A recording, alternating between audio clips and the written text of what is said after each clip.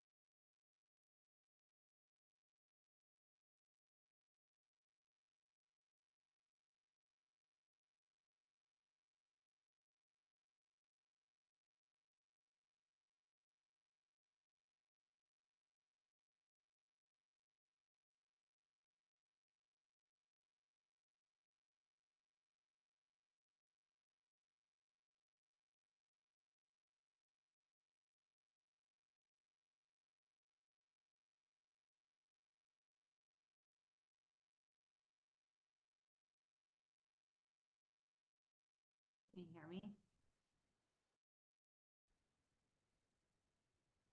Oh, my default speaker.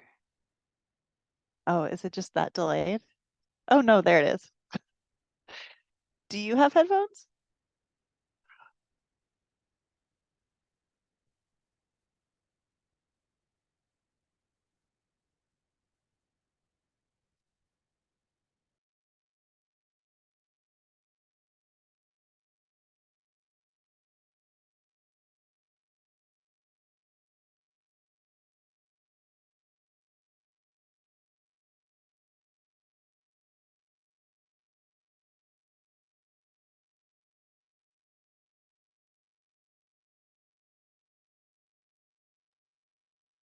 Can you hear me through the?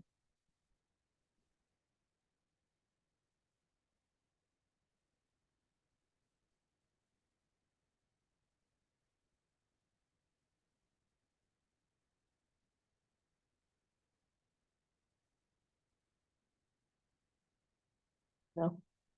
Oh, now I do. Oh, okay, cool.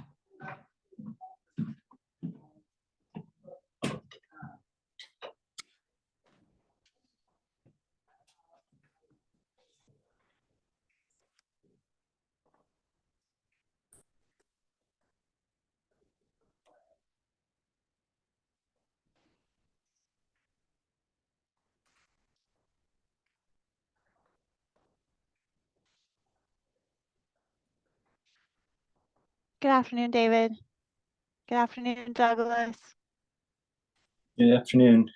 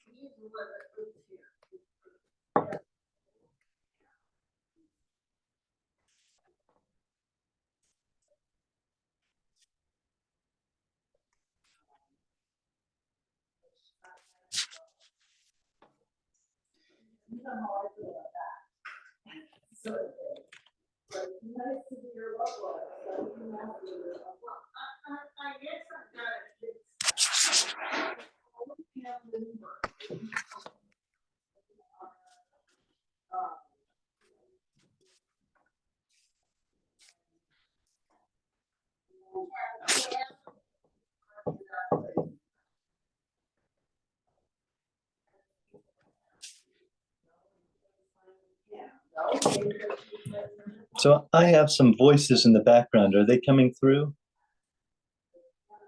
Yeah, I think you'll have to stay muted, Okay. unless we then have an opportunity to ask you to take yourself off mute, but it's a little loud.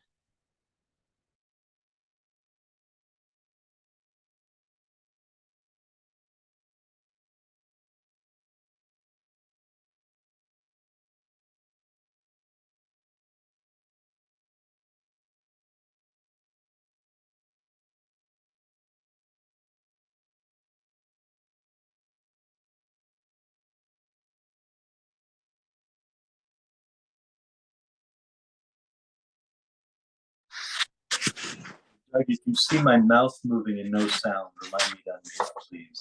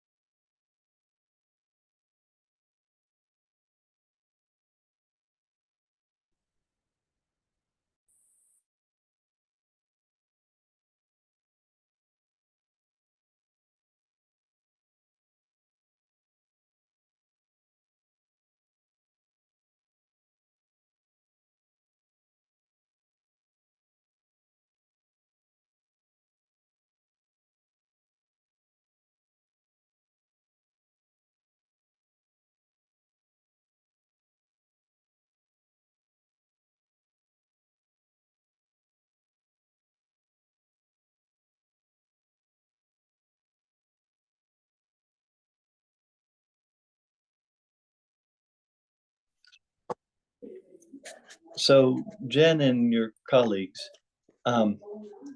We would love to interview Ray, not as a panel member, but as an expert. Is that allowed?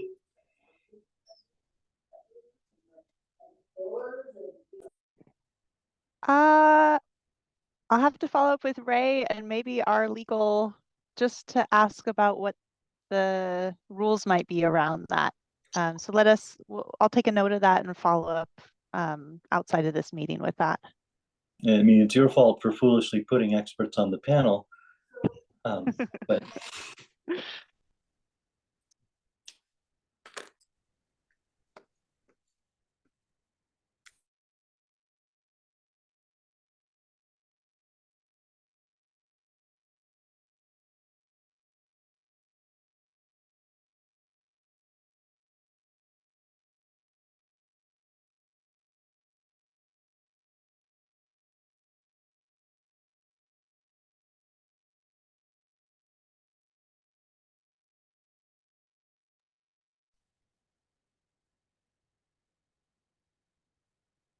Are in the attendees section. If you two don't mind, I'm looking for the individual link. 12:32 p.m. and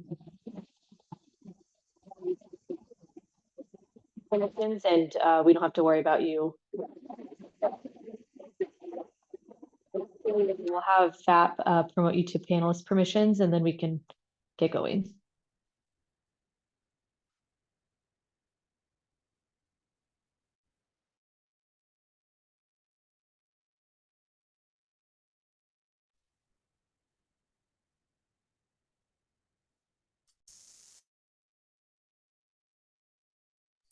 I'm sorry, I heard about half of that. I think your volume was coming in and out. Yeah, sorry, I'm having issues with my headphones. Sorry, everybody. I know my audio is really bad. So Teralyn and Denise are under attendees, but FAP is promoting them to panelist permissions, and then we can go ahead and get started. Yes, thank you for that promotion. Appreciate it. Good afternoon, everyone. Afternoon. All right, we have everyone on board. We ready to call this meeting to order? All right, roll call, please. Let's see. Denise. Present. Good afternoon. Good afternoon. Maria. Present. Ray. Present. Nice to see you. Likewise. And okay, Jennifer. Okay, who am I missing? Me, Jessica. Thank you, Jessica. And that goes for here. Here, I am here. All right. I think we have December meeting agenda that needs to be approved. Does everyone have the packet for today and the agenda in front of them? Okay, I'm seeing nodding heads. All right.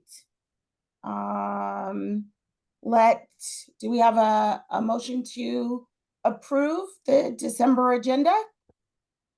I move to approve.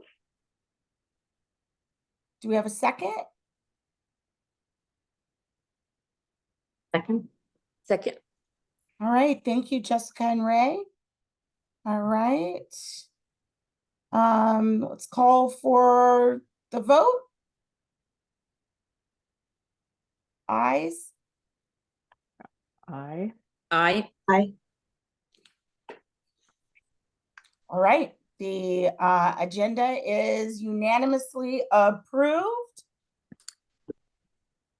And I think we move on next to our minutes from our last meeting. Everyone has the minutes. Do we need to take a moment to read those October minutes?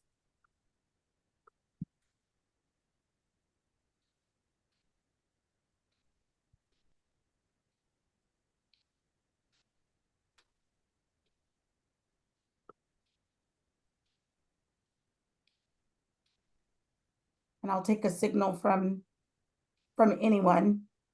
When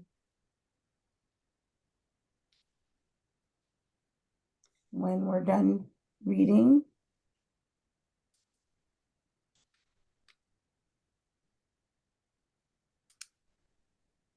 All right. Do I have a motion to approve our October minutes? So moved. Thank you, Maria. Do we have a second? Second. All right, thank you, Denise. And let's call for the vote. Or did we have any, oops, I'm sorry. I think I was supposed to ask, did we have any comments or any corrections? I apologize. I'm moving too fast here. Any comments, any questions, suggestions? Okay, now I'll call for the vote. Aye. Aye. Aye. All right. Looks like we have unanimous approval, no nays to even ask for. All right. Next on our agenda is our next item. All right, our next item is summary of public comment and on the study plan. So I think I turn that over to you, Jillian. Yes, thank you guys. All right, I'm Jillian Davey and I'm staff for this panel. I serve as a staff member for the panel. So the panel issued a request for public comment seeking input on the draft AB2849 Promote Worker Ownership Study Plan on November 15th with a request to submit comments by December 1st. In total, the panel received 6 public comments, 4 from panel members and 2 from the public. All the comments are provided in today's briefing packet, but to summarize, I've included a couple highlights. There is general support for the study design. There are 2 comments that suggest the study design places too much emphasis on ESOPs by including them in literature review and use of existing survey data and case study samples. There is 1 strong recommendation to include a cooperative conversion in the case study sample. And there are several comments to strengthen the focus on how the state can support the conversion and establishment and expansion of cooperatives and how the state can create higher impact for low-wage workers through worker ownership. So that was a quick summary of the public comments we received. If the panel would like to discuss anything further on that.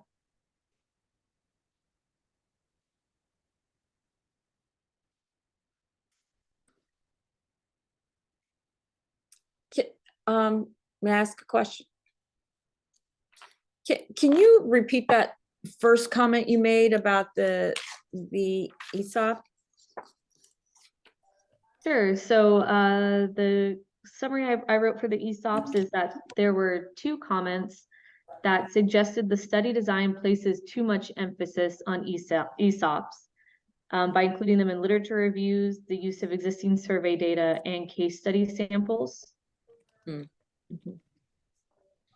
Thank you. And I would just like to make one clarifying point.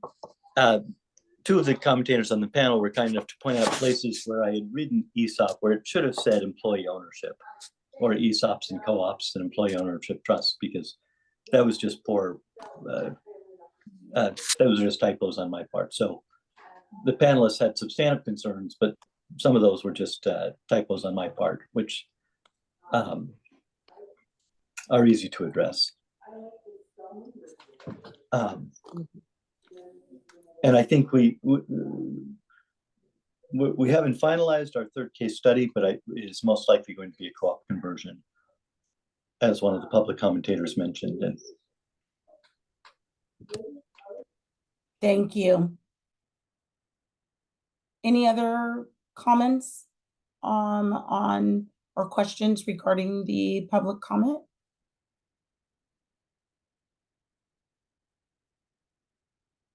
Okay. if I can make 2 more points. I believe it was Ray pointed out that we'd like to look not just at low-income workers, but specifically at the effects of employee ownership on people of color and other particularly historically disadvantaged groups. And we're very unlikely to be able to do that merely as a matter of precision. So it's written into the protocol that we will try to do that, but we can't do it. There just aren't enough people working at places with substantial employee ownership that a convenient sample will have enough of color, probably. So that is part of the plan. If we have enough data, we will look at it. It's purely, we completely agree it's interesting. It's purely a matter of whether we have the data to do it. If I could ask a follow-up, Please. what would you say is the percentage that would be represented in the samples that you are able to do?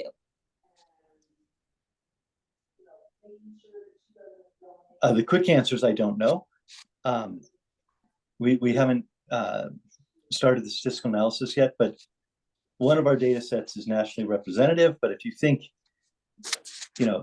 substantial employee ownership, any employee ownership might be 7% of the workforce or a bit more. Substantial majority employee ownership is like 1% of the workforce. So even if your sample is pretty large, 20,000 observations or something, 1% is 200. When you start looking at people of color, you're looking at dozens. And it's just not, all I can say is if we have enough to say something meaningful, we will do the analysis. But if you, there's a risk of when you don't have enough data to look at a question, sometimes you'll think you got an answer that's meaningful and it's almost always wrong, or not almost always. It's wrong almost half the time. And so I don't want to do misleading tests. One of our data sets is at 9 employee-owned firms, but I just haven't looked at whether we have a meaningful share of people of color. So we will know the answer to that at the end of January. We just haven't started yet. And pardon my ignorance, here I'm asking a question that everybody else knows the answer to. And how are you recognizing people of color? And I ask that because when I think about our small businesses, which is, the group of folks I work with most, a recent study that we did says that we've got 45% of our small businesses here in California owned by Hispanics and other racial and ethnic minorities. So just curious as to what does the people of color bucket look like? Well, it's self-report. And as you're very aware, California has a lot more diversity than most states. Correct. So nationally, we're not going to get 45% of the workforce being Hispanic or African American. So it's just, Ray's 100% correct. It's an important question. If we can answer it, we will. Okay. But I'm just saying, purely for lack of data, we may not be able to. Our case studies are in California. The statistical data is national, so it is not going to have the same demographics as California. It makes it harder to answer some important questions. Thank you. But the data is just self-identification. Normally in a survey, there's a race question, ethnicity question, and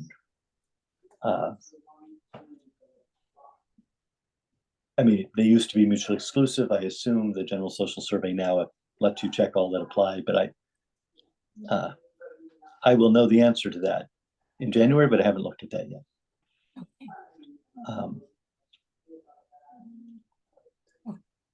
Let's see. I'm not the chair, but Jessica has her hand up. So does Denise, just so you know. Oh, I'm sorry, I can't see that. I will let the chair take over. Sorry. Thank you. Denise? Thank you, Chair. Just wanted to second my appreciation of those suggestions that were raised, particularly the focus on conversions. I know we discussed at the last meeting that makes up such a vast group of the co-ops that we do see, and the employee ownership that we do end up seeing. And so would love to see that more focused on in the report. And just to jump on the additional that conversation around diversity in employee ownership. I'm wondering if it's still in scope, if we can't get that data on impact for POC, if it's possible to maybe have, even if it's brief, some discussion of the barriers to entry, or some look at why we don't see many POC in the employee ownership workspace. But we'll defer if that's in scope, because I know we're on a tight deadline.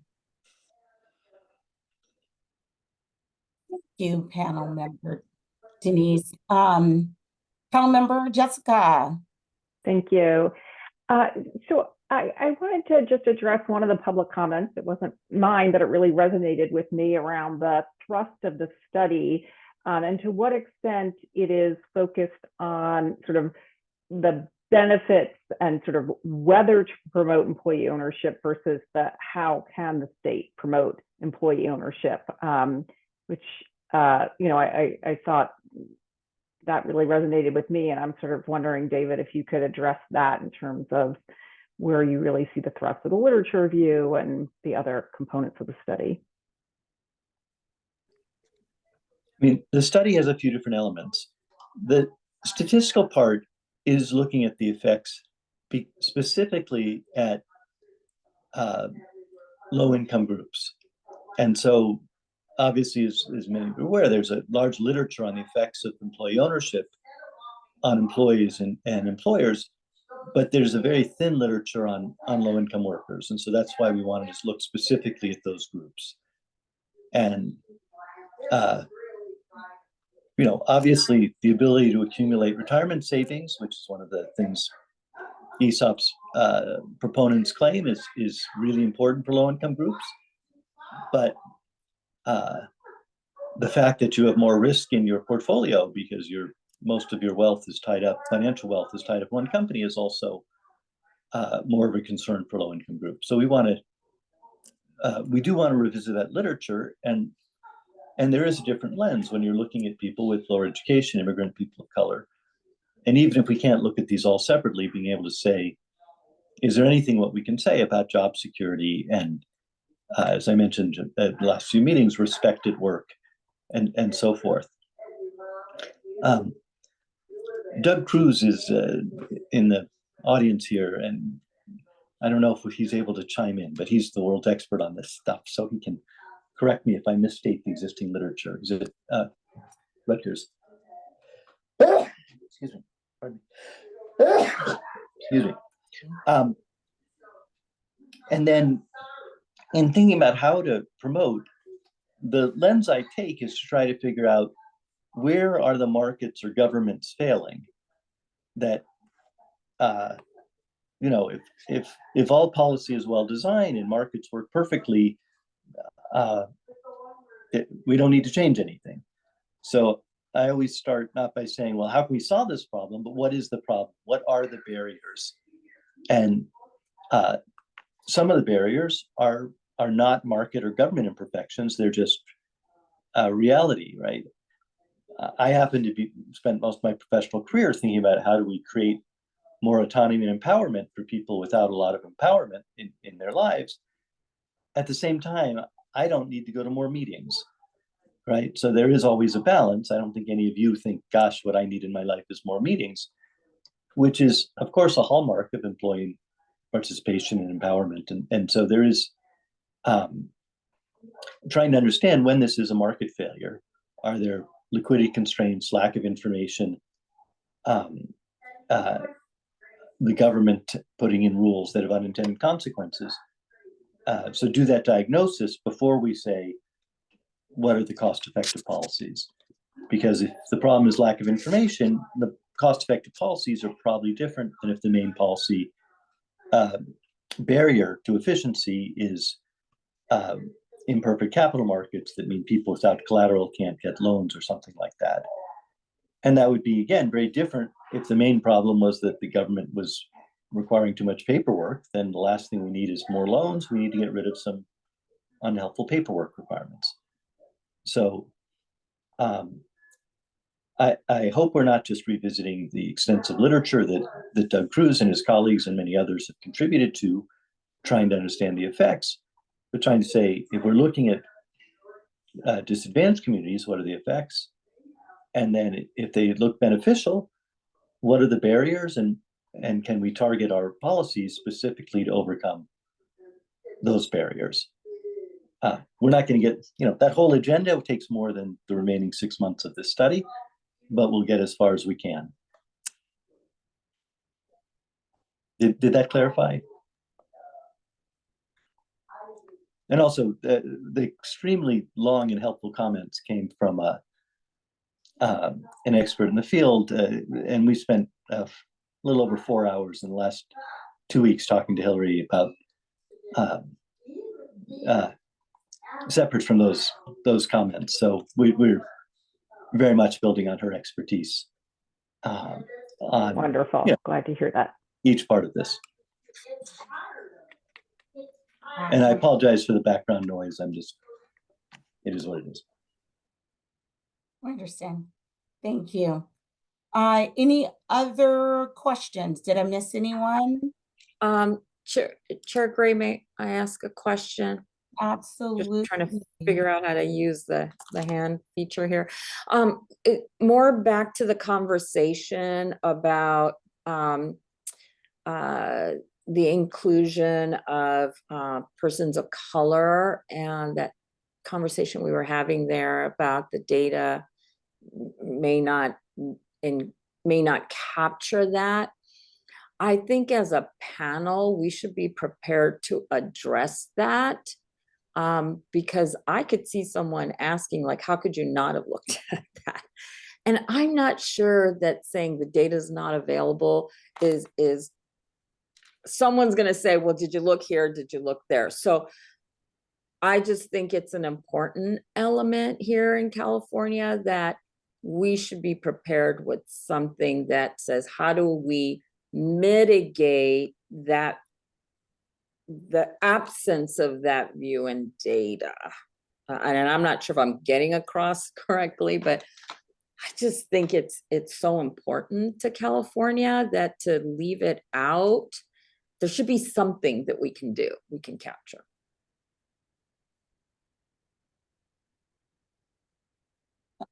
Understood.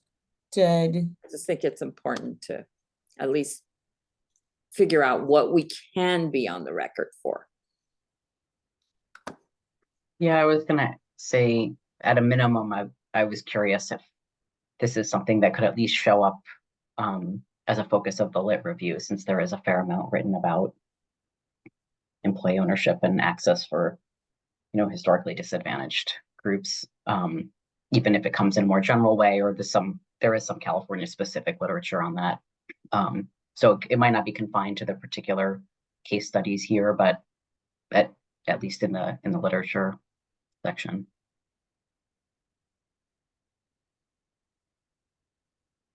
Dr. Levine, oh, go ahead.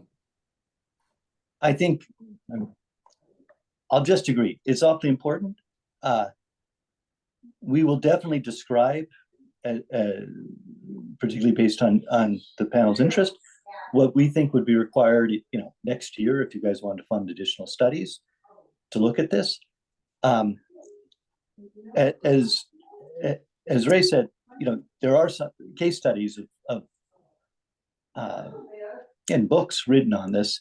There's not, as far as I know, and again, Doug Cruz may be able to correct me if he can chime in. I don't think there's statistical studies that have looked at this, as far as I know.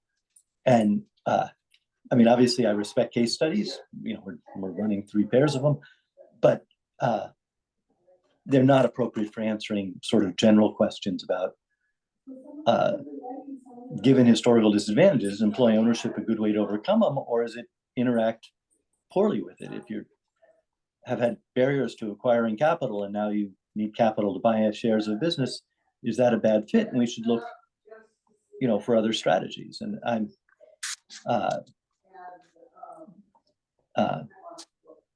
to me, that's the agenda, is to try to understand that, and we'll only get so far in the next 6 months. But I will describe the,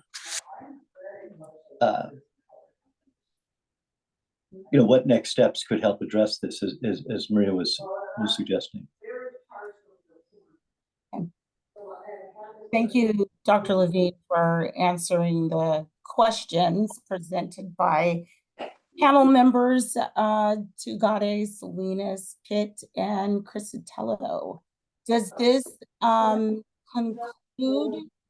our questions and comments regarding the summary of public commented as presented by Jillian Davey?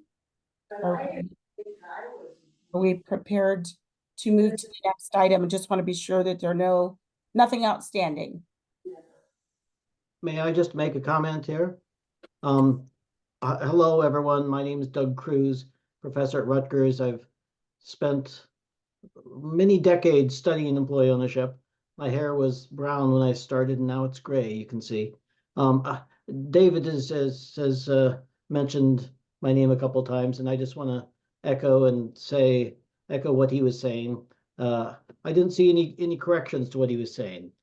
He's on top of this. It would be really, I think the question's been really valuable about what the value is, particularly for underrepresented groups. And we have some data, but not a lot of data. I'm very familiar with all the data sets in this area, and there just is not enough information on gender and race among employee-owned companies. But we'll certainly use whatever data are available, and push the data as far as they can reasonably go.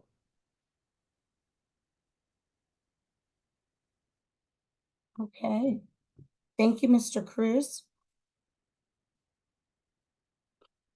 Anything else? Going. Gone. All right. Next we have agenda item number 5, which is a decision on instructions to our principal investigator. And Jillian, I'll turn it back over to you. Thank you. Okay, yes. So we have 2 decisions the panel needs to make today. The first one is, if the panel is requiring the study team to check in and receive approval on everything, we're going to have monthly meetings, or we have a study design that we approve, and the study team can come to the panel with questions. So really, this is kind of a decision on how many check-ins and how much approval the panel wants to be holding over the study design. And so with that, I'm going to read off a couple questions. Okay, so first we have the study scope. So some of the public comments recommended changes to the scope of the study.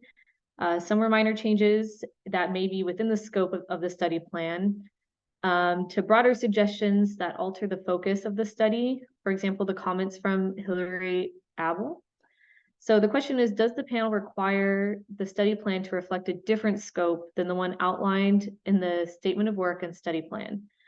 The panel and study has the following guiding objectives or scope.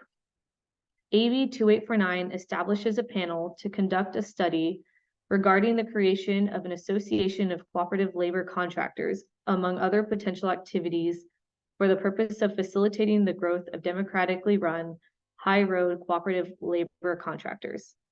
AB2849 requires the study to consider specified issues, including how to promote tenets of democratic worker control and ensure that the association's members offer high-road jobs.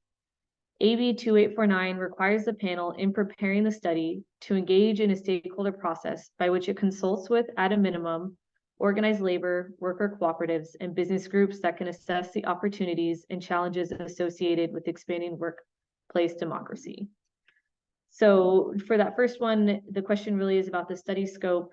Do we want to change it to address some of these comments, or what is the directive from the panel?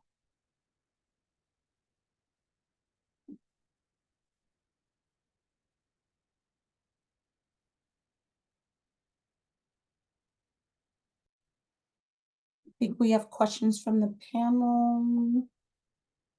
Panel member Pitt.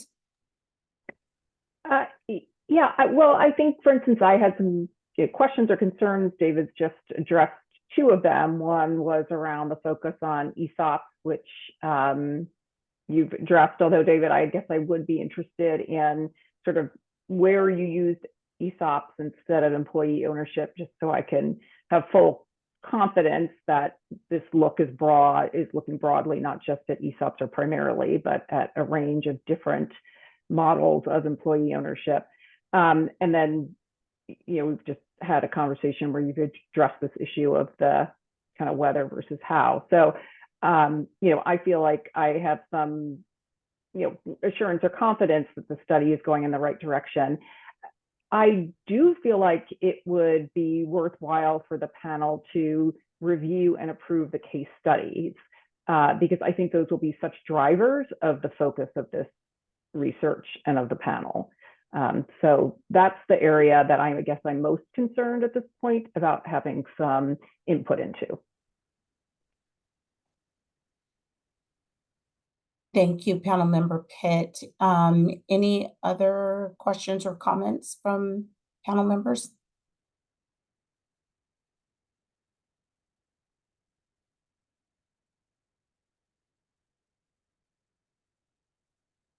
So, oh, Yeah, of this, you sort of outlined like two general approaches, and to me, it makes sense to, defer to the study experts and then have them come to us with questions. Like that framework that was described makes the most sense to me.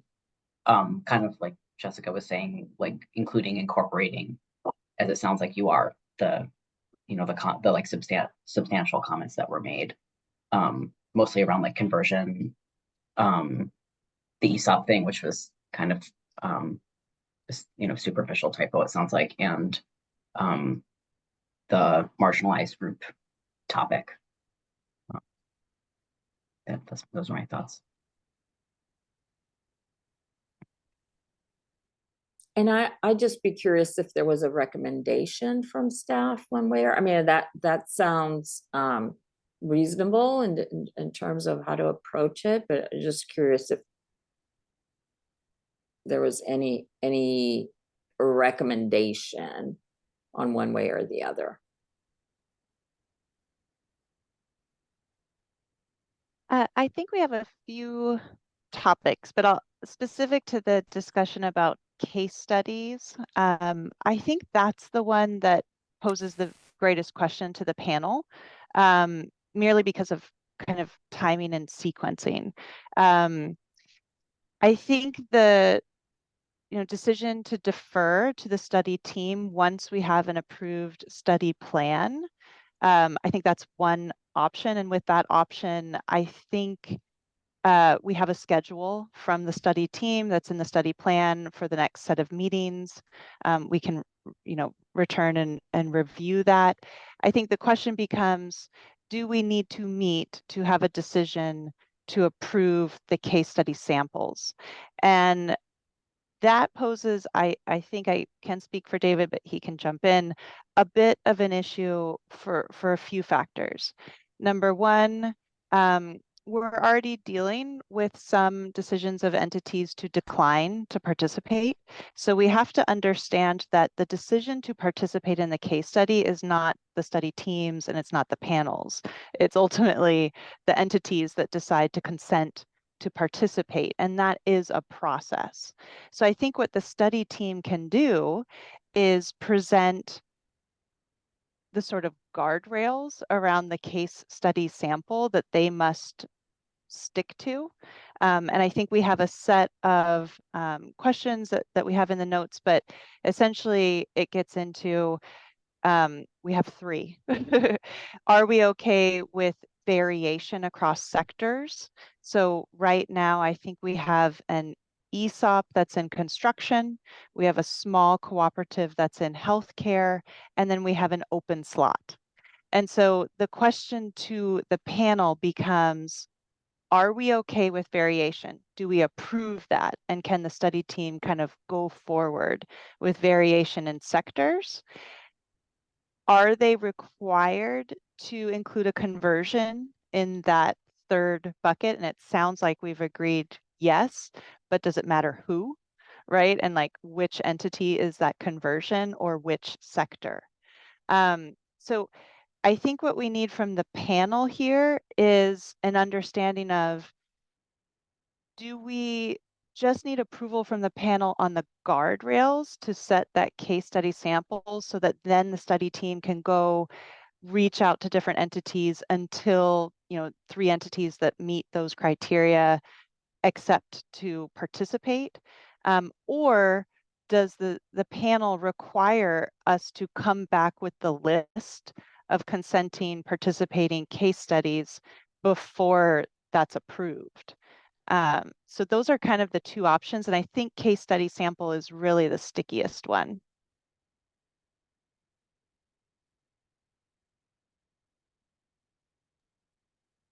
Thank you for adding that May- context, Jennifer. Let's see, may I add something? When I do case studies for companies, I tell them they are anonymous unless they give me permission. And so this being a public meeting, it's not easy for me to discuss specific sites that have either accepted or declined. So I promise not to. It's hard for me to. I can't. I have a legal document approved by my my ethical review board that I will keep them anonymous unless they, in writing, say I can. And even then, I have never mentioned a company name in the case study before. I would not want to start now unless I had a good reason to. But that means, given our public nature of this meeting, I'm not sure how I can get approval for a particular workplace. Jen and your colleagues, am I understanding the rules correctly? This meeting is entirely public and has to be. And yes. And so I guess you can tell me whatever you want, but I can't tell you what I end up working with, which is very frustrating. I would much, as you can imagine, I would much prefer to discuss with you. You guys are experts and know a ton of good ideas, but I'm not able to do that because I promised them confidentiality. I think that's the rules. But I guess that means you can tell me, but I can't. If you tell me a name and it's on public record, I absolutely will promise you that I don't promise to go to them, because that would break confidentiality if I said anything else. Oh, I've never said that to an advisory board before. That's very uncomfortable. Please don't take that personally. I would much rather not say that. Oh, I see you, Mr. Hirsch. I just want to add, for those who don't know me, I'm the project manager for David's team. And I wanted to assure you that we are working with our experts to try to come up with the most representative cases that we can to give the state the best data that we can. And so if you can trust some of the commentators that we're working with, just to give you some confidence that we are going to give you the best cases that we can. But now that as best I understand the rules, you guys are welcome to suggest specific sites to me. I just can't tell you yes or no. But I very much invite your suggestions. Jen, this conforms with the rules, right? So you guys have given specific company names in the past, and I encourage you to continue to do so. I didn't mean to say I don't want your advice. I just mean to say I can't tell you a company name, but I very much appreciate when you tell me them.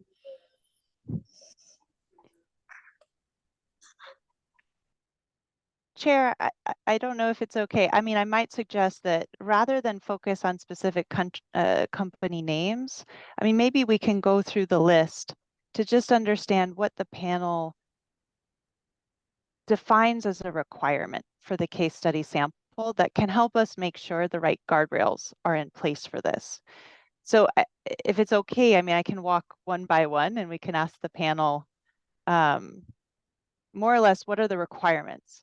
So the first question is it approved by the panel that an ESOP can be included as one of the 3 entities in the case sample?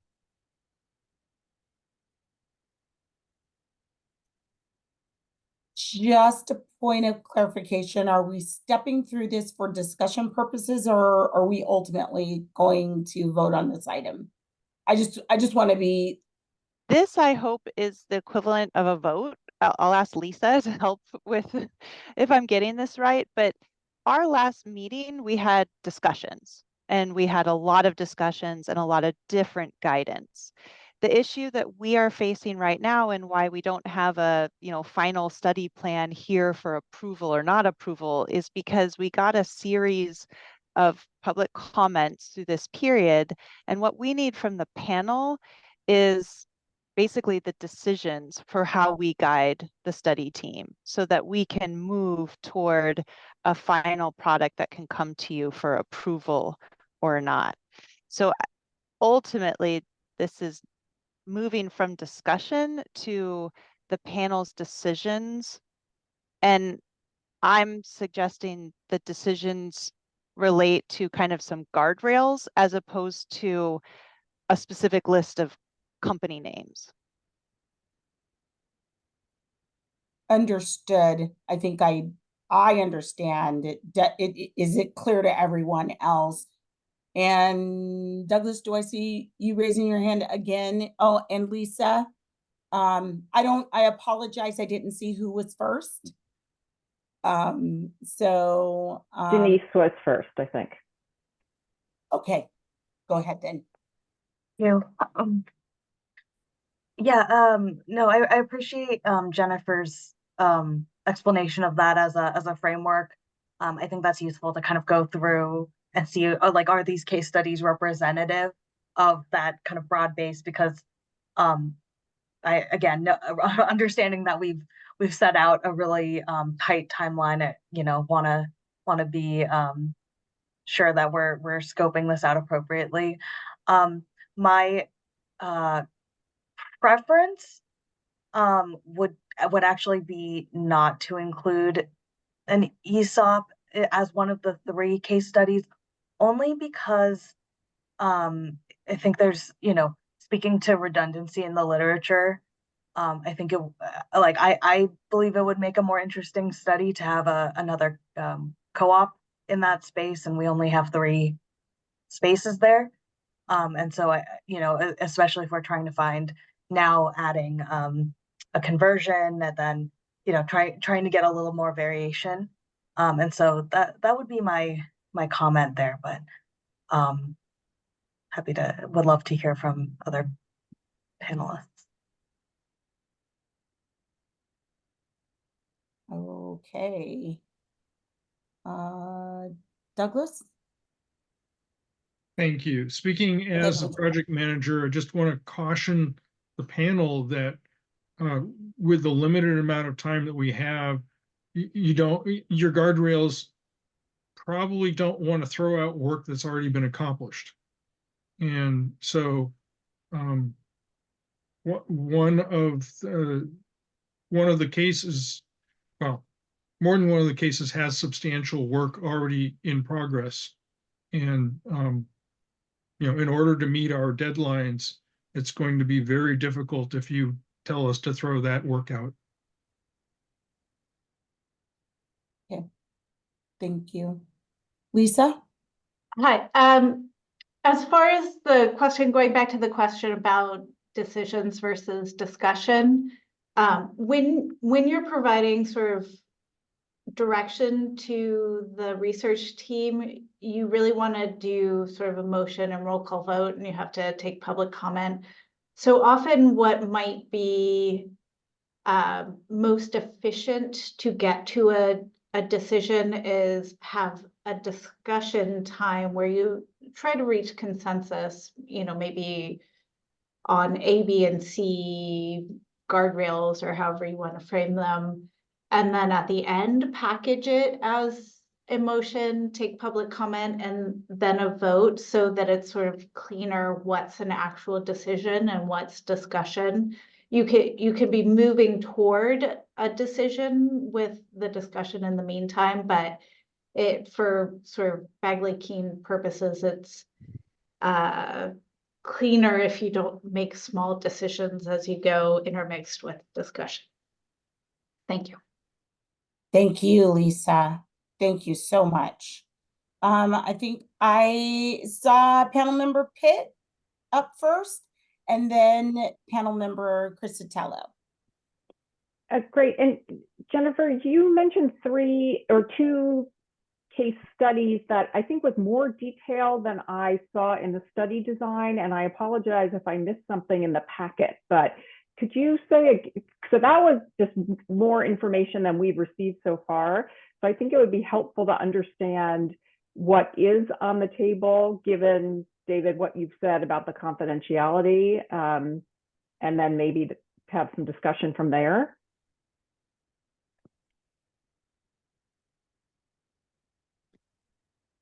I don't want to speak for David. I'll defer to him. But yes, Jessica, in the interim between the study plan and this period, we had some back and forth with David to get some more clarity on the case study sample. So I'll let him speak to it.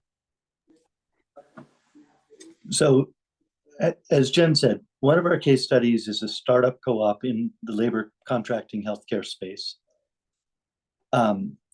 We'd hope to do a more established one in allied health services, and they have declined to work with us.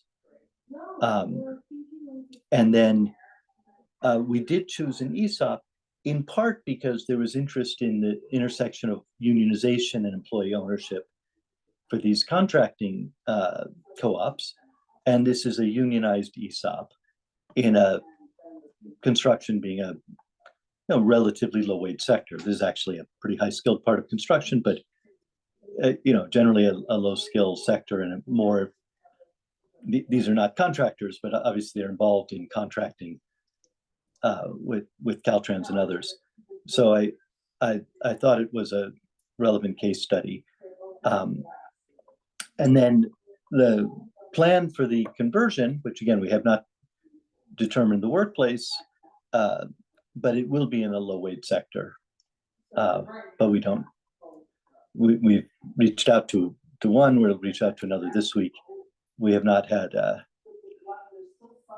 we will have a site soon if you all approve, but it is not yet in the bag, which I guess is desirable since we don't yet have all the guidance from you.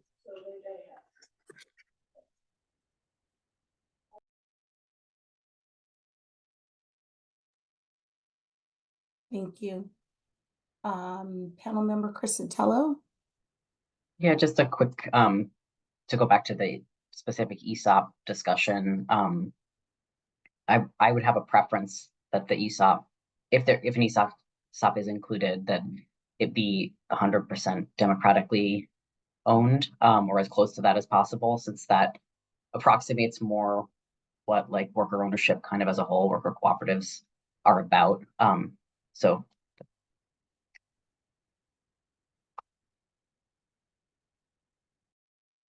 it is 100% employee owned, and I haven't seen any results of the case study, but they pride themselves on a democracy. I don't yet know how well that works in practice.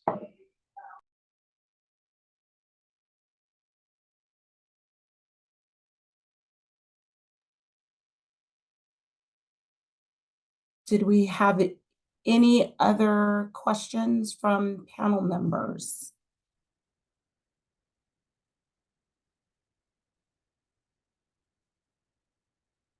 Okay, then I Oh, I have my hand up, Chair. I am so sorry. I Sorry. cannot see your hand against your background. Oh, sorry. On my screen it blends. I am so sorry. I'll do the physical hand. No disrespect intended here. I just can't see it. That is okay. Thank you. Go ahead. This was a question to Jennifer, actually. In terms of making a motion, do I'm want to make sure that we're following the protocol, but would if we took a motion, could we take a motion today to approve the current cases and then suggest guardrails for the final case as as possible at this stage? And like would that move us forward? Is that the intent of is that the intended motion that needs to happen from this discussion? I think the intended motion is to have the panel's like essentially definition of the case study sample. Its rules, if you would. So I can walk through each of kind of the elements of it. I think Lisa's point is really important because there's actually a few layers to it. And if we walk through all of them and then summarize them in a few bullets, right, of the panel agrees or doesn't agree to this scope for the case study sample, I think that will get us what we need, not just for what's already in the study plan, but also for, especially this move to identify the final and third case study. So if you'd like, I can walk through that if we feel it's time. Okay, so I think there's a few elements of the case study sample to clarify. So the first one is an ESOP allowed in the study sample? So far, what I've heard from the study, the panel members is yes, but if we're going to include one, it needs to be 100% worker owned. It needs to be in a low wage sector, but we're agnostic on what sector. Is that right? Okay, so that's number one. Number two is in our last panel meeting, there were some discussions about different sectors that the case studies could be in. And there was some discussion around centering around all three being in the care economy. And in the discussion in the study plan and in the discussion today, I think we're recognizing that there's opportunity for the case study sample to have variation in it. So the second point is essentially, can the case study sample have variation across sectors and not just focus in the care economy? If anyone has any issues with that variation, I think this would be the time to raise it. Okay, so variation is allowed. The third is, based on the public comments, do we require a conversion to be included in the study sample? So far, I've heard yes, and agreement from the study team that this is feasible. So I think the other element of the study sample is we must also have a conversion. Any issues with that? Okay. So if I understand, if within our three case study entities, if we include an ESOP and it's 100% worker owned, that's okay. If we have variation across sectors and it's not just in the care economy, that's okay. And if we include a conversion, we've satisfied the other requirements of the study sample. So with that, as long as we have full agreement that that would be the kind of guardrails for the case study sample, I think we would have what we need, but I think a motion has to be made. Is that right, Lisa? I was just going to suggest that. And do we want to vote on them individually as presented, or agree that this is the package of guardrails with these 3 items? And I think we could probably accept a motion said either way. Is there a motion I'll make a motion. Sorry, to? Dan. I will make a motion that we adopt the way it was just presented as a group Mhm. Of guardrails? of guardrails, yes. Okay. Do we have a second? Oh, do we have a second? I Is- have a quick question. So I want to be sure the startup in healthcare is an association of cooperative labor contractors. Is that right? It is a cooperative of contractors, not an association. Oh, okay, a cooperative, sorry, a cooperative contract. Okay, great. I just wanted to make sure that that was represented in the mix. Great, thank you. Thank you. Thank you. So we had a clarifying question there. I think we have the motion on the floor that the 3 guardrails be adopted as a single package of guardrails. Did we have a second? I'll second. Okay, awesome. Thank you, panel member Tagade. All right, so just for clarity and for the record, one more time before we do the roll call vote, Jennifer, would you please clarify the 3 guardrails one more time before we vote? Sure. The first one is if we are to include an ESOP in the sample, it must be 100% worker owned. The second is the panel's in agreement that we can have variation in the sectors and not just focus on care economy. And the third is that the study sample must include a conversion. Okay, is that understood by all panel members? Okay, awesome. And I think before I call for roll call vote, I think I have to ask for public comment here before the vote. So do we have any public comment?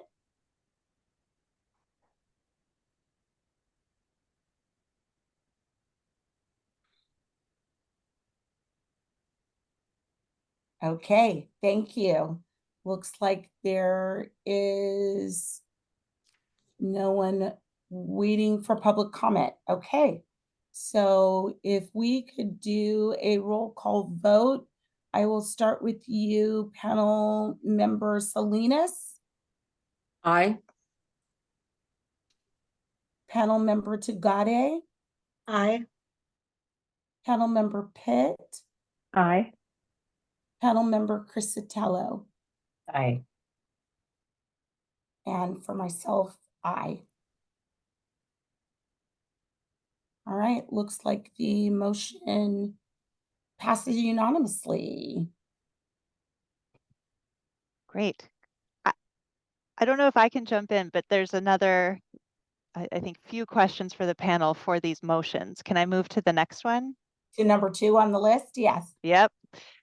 So still in the same question around case study sample. So it's been posed to the panel that the panel would review and clear on the final 3 entities in terms of like the entity name and which entity it is that's in the sample. So I'd like to pose the question to the panel, is this a requirement or is it sufficient to have the study team align with these guardrails, but not submit the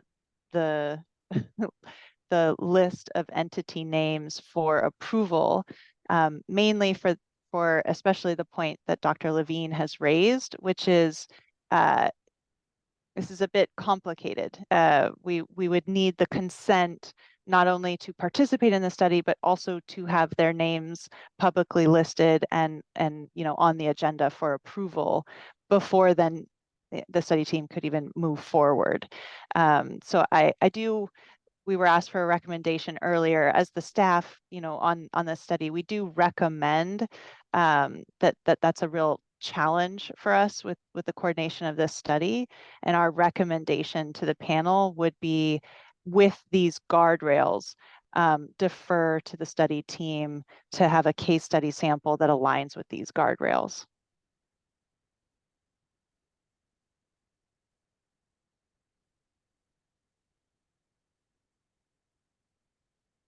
Thank you. Panel member Tugade, I see you. Thank you, Madam Chair. Given the constraints outlined by Dr. Levine, I'd like to motion that we defer to the study team on the case studies, assuming that they are following the guidelines that we have just put forth.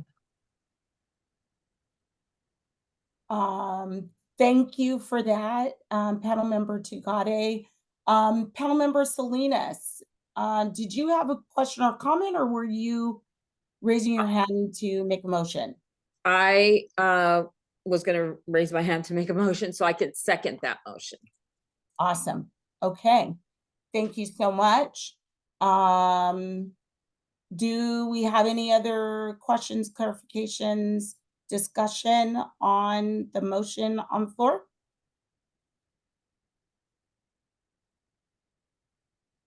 Looks like there is none. All right, do we have any public comment?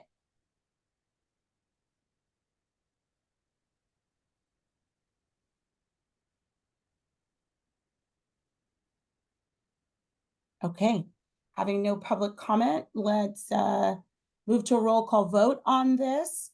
Panel member Salinas, Aye. panel member Tugade, Aye. panel member Crisatello, Aye. panel member Pitt, Aye. and I for myself, panel member Gray. Okay, awesome. We handled some business here. Looks like we I have a few more. Oh, but yeah. I hope it's okay. Chair, should I go with the next one? By all means, Jennifer, carry on. Okay, we have a public comment that was raised. I think we've discussed at length that the panel and the public comment want to make sure there's a careful balance with attention and data on ESOPs versus cooperatives for this study. Within the study plan, there's a presentation to rely on existing data on ESOPs. Now, Dr. Levine, this is where maybe you can jump in and advise if this was one of the places in the study plan where there was a typo. But there was a question raised in the public comment period. Given our finite resources, finite time, priorities, does the panel believe that there's or require further discussion on kind of the meaningfulness, the relevance of the relying on the existing survey data for ESOPs? I think Dr. Levine has presented the case for how this is very useful for this study, but given the public comment that the study was perhaps leaning too far onto ESOPs, we wanted to ensure that we understood from the panel if there was approval for the study team to kind of leverage the existing data on ESOPs for this study.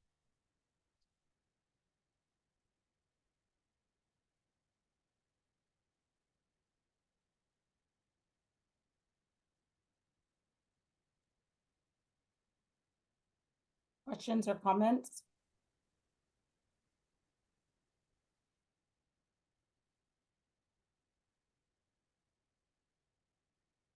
Well, David, maybe are you able to address that in terms of where the overall balance lies in the study?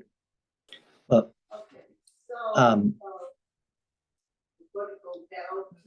as you know, part of the motivation of the study is that cooperatives are a very, very small part of the workforce. So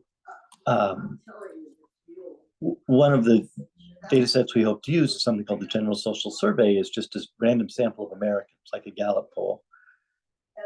And just taking advantage of the fact that, you know, there are enough people who own stock in their company that's from an ESOP that we can study them. If we only looked at those with co-ops, using a random sample, you would never find enough. And specifically find enough with characteristics typical of low-wage people, you know, low education, immigrant, people of color, women that low-wage industries and so forth. So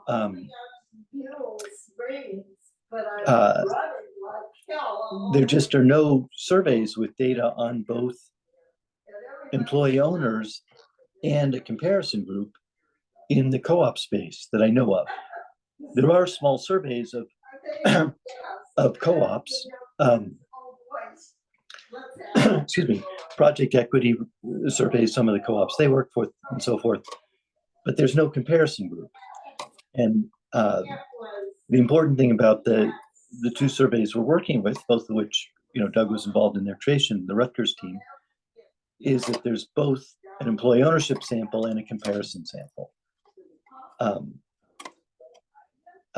And there's just not a resource like that for co-ops. If there were, of course, we'd analyze it. So if there's one any of you know about that we don't, we're glad to analyze it. But we don't have the time to, you know, gather a meaningful sample of co-op workers and then find comparison workers in investor-owned firms and survey them and find out about, you know, are you respected at work? Are you building up retirement funds and so forth?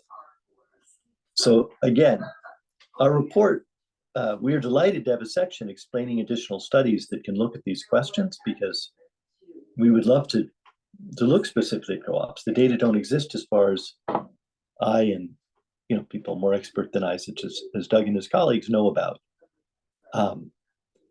But it's not because we think the question's uninteresting. It's just we don't have time to gather the data. But we will describe how a follow-up study could do so if you all are interested, because we are.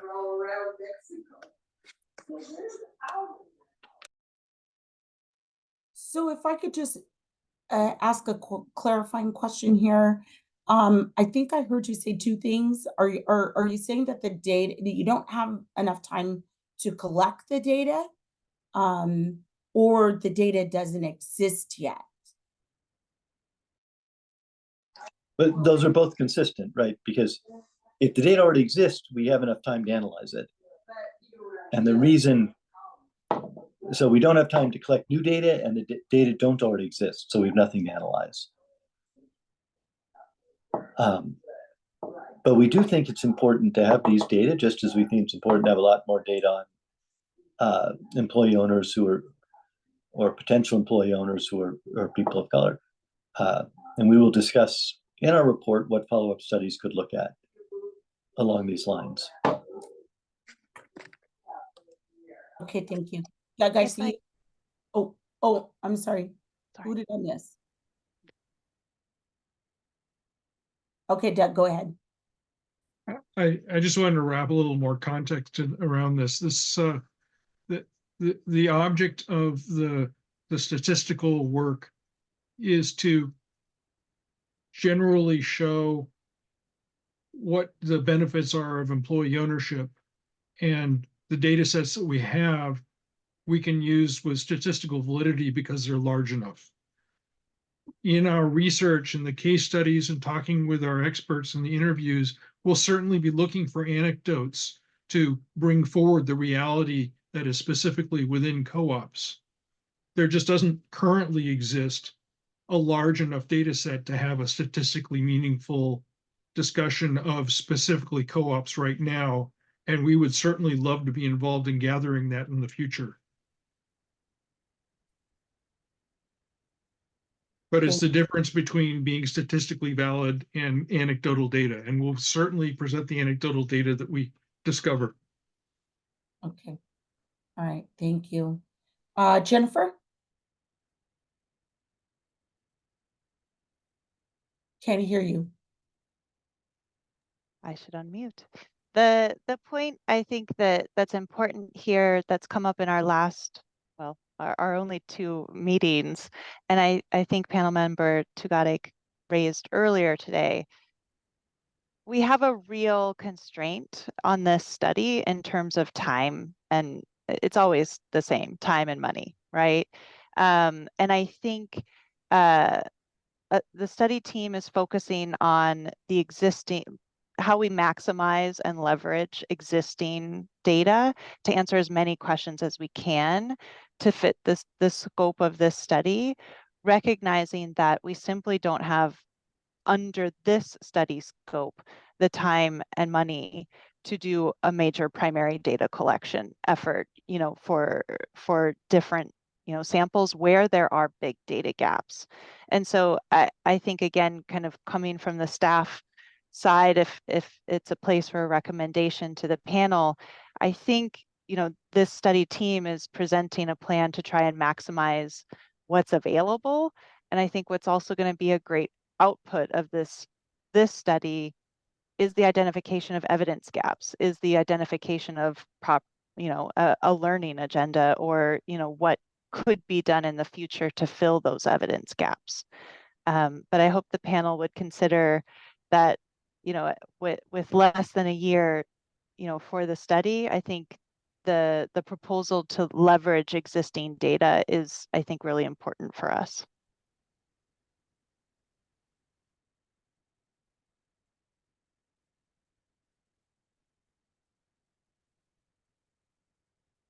Thank you, Jennifer.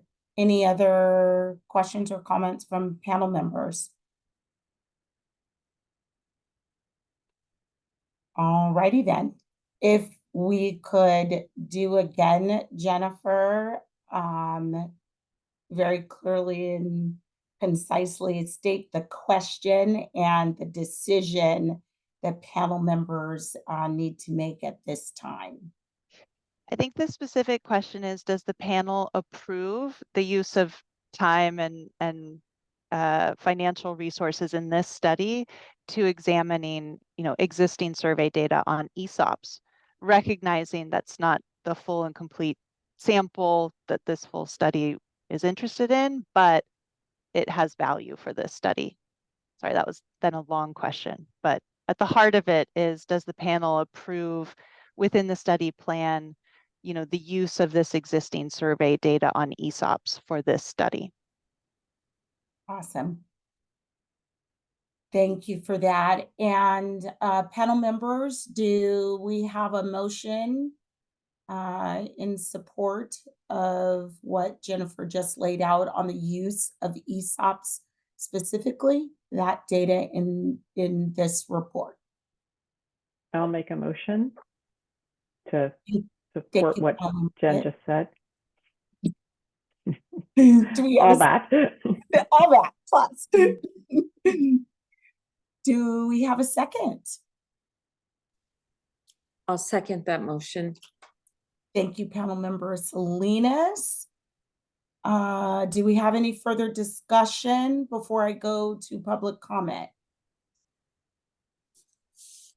Okay, hearing none. Do we have any public comment?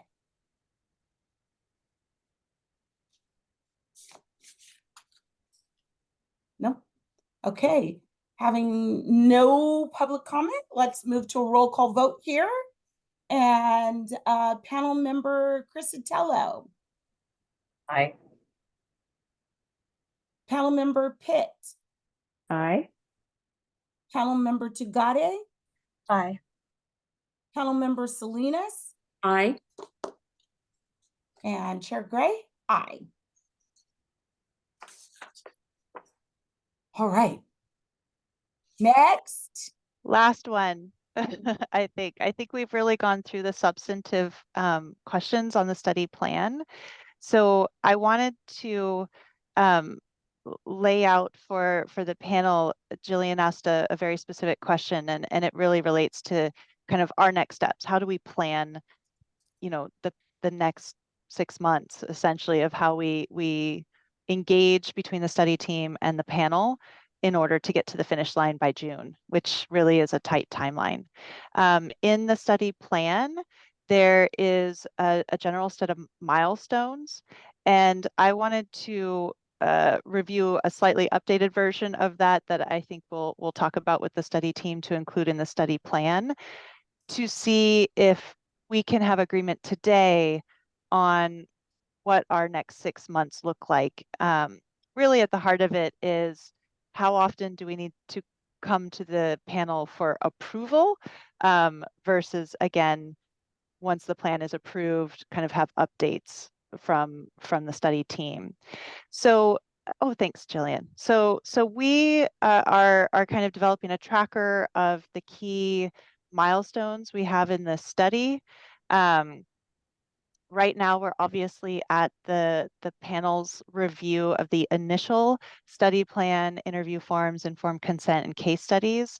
And hopefully at the end of today, we have very clear instructions for the study team so that we can work toward an updated and final study design report that is submitted to the panel for a January panel date where it can be formally reviewed and approved or rejected by the panel. With that, if we do have an approved study design report, the study team and our recommendation is the next kind of following milestones. So meeting in mid-March for a study status update. So this would be a discussion, not necessarily anything for decision, but a discussion with the study team on the status update. Meeting in mid-April for initial study results discussions. Now, at that time, the study team may tee up any elements for panel approval, but it may also just be a discussion depending on where we are with those initial results. Then we propose to have a full presentation of the initial study final report by the end of May, so a month before our due date, essentially. So that very much like this process, any big issues or big pending comments are able to be discussed and with decisions on what the final recommendations to the study team are, so that we can have a final report presented at the end of June. It's still a pretty tight schedule, but if we have an approved study plan and do not require, I guess, further approvals from the panel in order for the study to move forward, hopefully we can stick to this schedule. So the issue in front of the panel is this schedule of discussions and reviews and approvals, is that sufficient for the panel, or would the panel like to ensure there are any other kind of checkpoints, or more frequent meeting with the study team for any specific, decisions or purpose?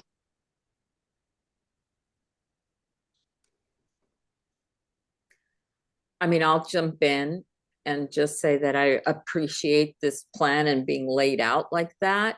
I think there seems to be a good cadence for check-ins that is built in here.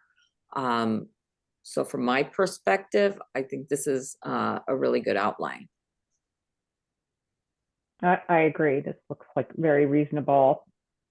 And I can just say that I think the concerns that I have been addressed in this meeting, and assuming that they are incorporated into the final study design, do we actually need to come back together again to approve the final study, or is that something we could actually do on faith today? That's a question.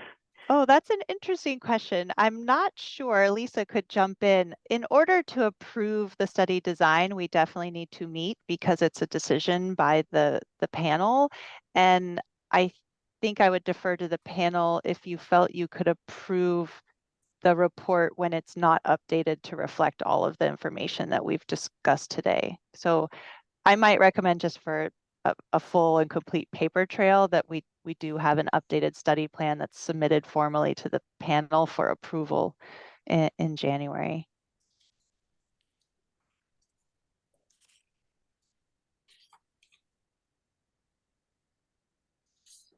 Thank you. Lisa, were you gonna jump in at all to provide any advice on the suggestion there and the response, or we're in alignment?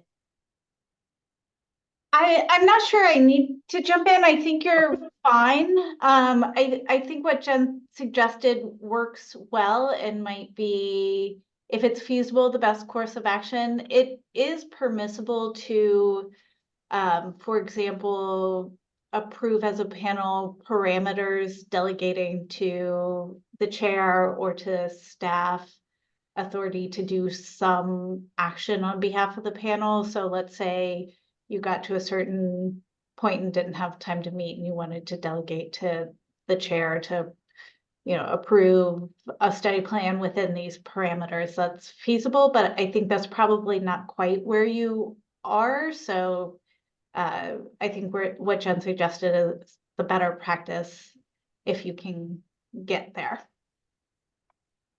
Awesome. Thank you very much. Doug, do I see your hand up? Yeah, I wanted to point out, I have the study plan in front of me, and nothing that's been decided today is inconsistent with what the study plan states as it is. And if you wanted, you could approve the study plan as it is, and then the team can take on advisement the preferences that you've expressed today. But that would save all of us from having to go through another round of approving this document, which we're trying to do what you want us to do anyway. Okay. Any other thoughts, comments, questions? And the motion that you've just passed today and the existing document seem uniform. I mean, they seem compatible, and so I don't know if we need a whole other meeting, given what Doug Hirsch was saying. And so, I mean, I'll show up if you want me, but I agree with Doug Hirsch that we may not need to. But you guys will tell me the rules and I'll obey them. And this is where, I defer to the chair and the panel. I do think we have what we need in order to make sure the study plan follows the requirements of the panel. But I also know that the study plan report as written, for example, in the case study section, could better reflect the guardrails we have all agreed to today, because I do think that as written, it caused a little, that's what brought us with some of these public comments. So I do think the study plan should be updated to reflect the guardrails we've agreed to for the case study sample. But if that's something that can be done in the document and then shared, for public comment or shared publicly as a follow-up to this meeting without requiring another decisional meeting, I'm also happy with that.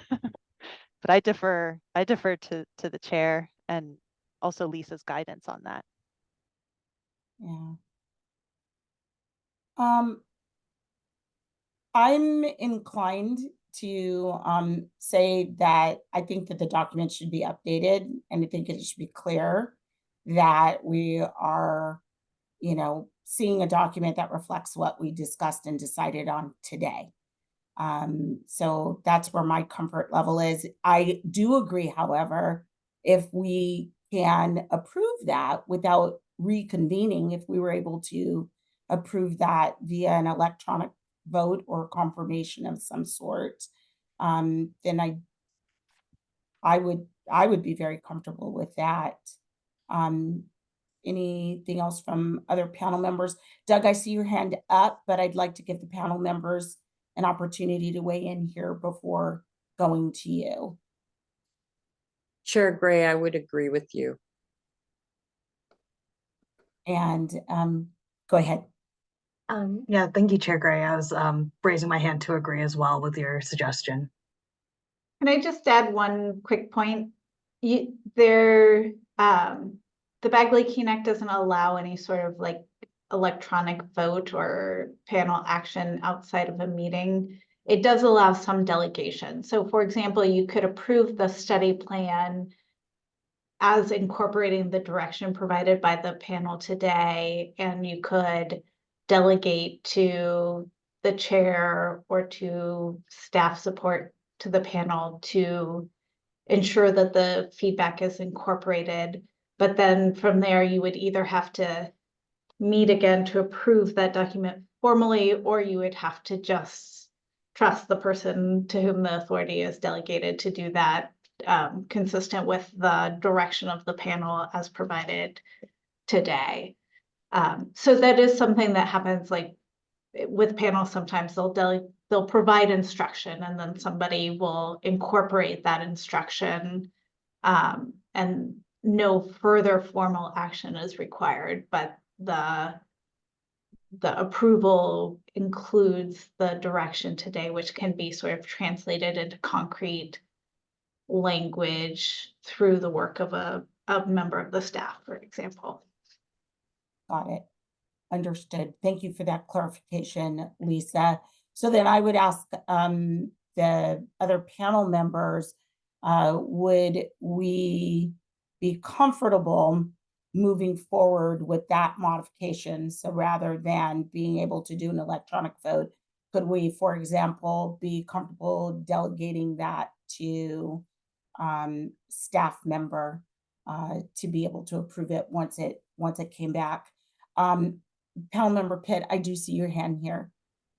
Yeah, I just wanted to say I am in support of that. And it was my impression from the emails we've been getting from Jillian that we're having some challenges scheduling a meeting where we'd even have a quorum in January. So I think anything we could do to expedite the approval process probably makes sense.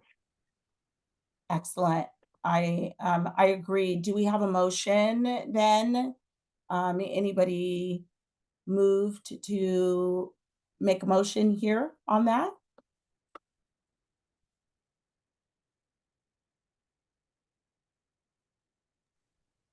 I will make a motion to delegate, I'm sorry, are we delegating the authority to you, Chairman Gray, or to staff? To staff? Jen? We were delegating to staff. I think Yeah. the full motion would be that we would have the plan updated to include the guardrails that and the decisions that we've made today.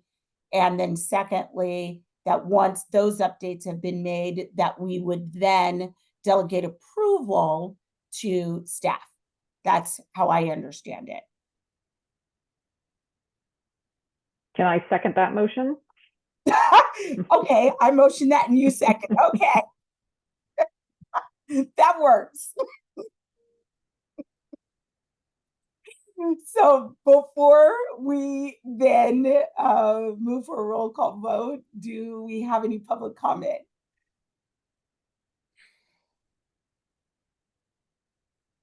All right, no public comment here, so roll call vote. Panel member Crisatello. Aye. Panel member Pitt. Aye. Panel member Tagade. Aye. Panel member Salinas. Aye. And Chair Gray, aye. All right. Doug, I skipped you in the conversation. I apologize. I just realized I forgot to go back to you. I was trying to help, but you got there anyway. Okay. All right. All right. I think, are we done on decision-making for the plan? All righty. So we are clear to move to item number 6 on the agenda, which is space and opportunity for panel members to request agenda items for future panel meetings. Any thoughts, suggestions, desires here? Yes, panel member Tagade. I really appreciated panelist Salinas' suggestion of perhaps capturing what recognizing that we cannot speak to everything in this small scoped study, and so I wonder if trying to think how to capture this, but trying to maybe zero in on if there's any other how specifically we want to capture that piece regarding inclusion in the co-op workspace, whether that's in the literature or and to what extent any other pieces that fall out of scope need to be discussed. Yeah, understood. Thank you very much, panel member Tagade, for recircling that. Is it possible, Dr. Levine, if we could have an acknowledgement of some sort in that, acknowledges the diversity in the state, the importance of POC in this work, but that due to limitations that, some of that, the data doesn't exist, and there's not enough time to do it, so that it clearly, states that we understand that this is maybe not a flaw, but an imperfection of the times that we're operating in.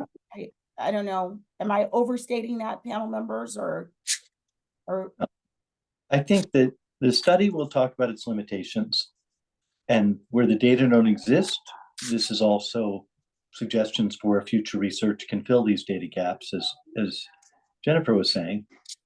And I think this is a big one. I mean, I wrote down, we're going to look what's different about people of color. That was something I had in the study plan. And then as I started looking at sample size, I don't think we can do it. And as you say, nobody should ever point out limitations of the study. That's my job. That, we should be listing them. And this is an important limitation and also an opportunity. Then, if a year from now, you guys, or the state wants to fund more research, this is an obvious place to look. Okay, so I take it that means yes. Yes, we will discuss this as a limitation and as a suggestion for filling the hole in the data. Awesome. Thank you. Doug, I see you this time, Doug.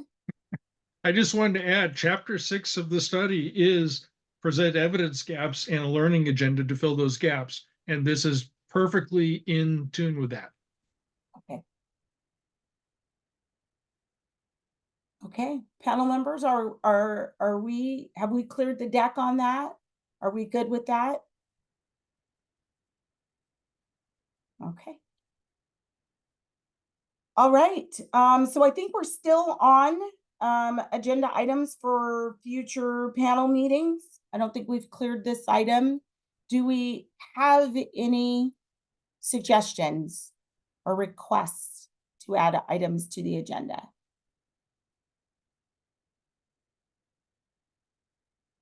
Okay, I think I'm seeing people shake their heads no. So I'm gonna say no items. And that would take us to item 7 on the agenda, which is public comment on non-agenda items. We have 5 minutes dedicated to that. Do we have any public comment?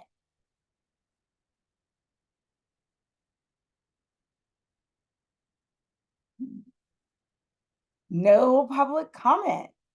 Woohoo, we did the heavy lifting here. That takes us to number 8. And you all know what that is. Our public meeting is adjourned. thank you all for the hard work today. Thank you. so much. Thank you. Yeah. Thank you. Bye-bye.